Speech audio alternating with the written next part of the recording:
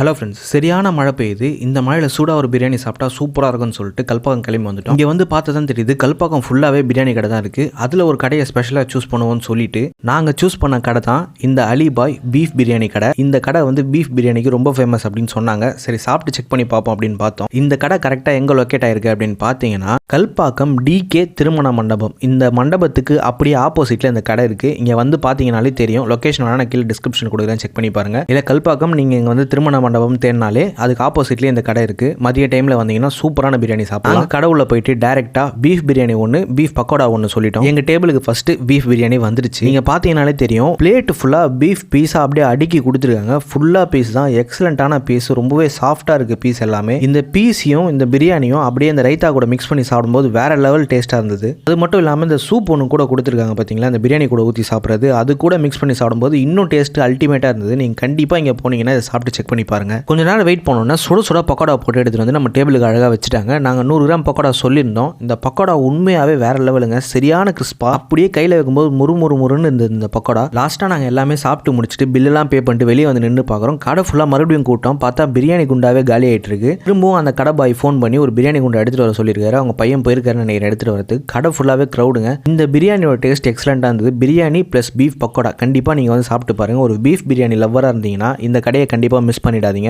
கல்பாக்கத்தில் decay திருமண மண்டபம் ஆப்போசிட்லேயே இந்த கடை வந்து லொக்கேட் ஆயிருக்கு. ஓகே, பிரியாணிலாம் சாப்பிட்டு முடிச்சாச்சு. அப்படியே நேராக வீட்டுக்கு போகலான்னு போகும்போது ஒரு காமெடி நடந்தது. அது என்ன காமெடின்னு நீங்களே பாருங்களேன்.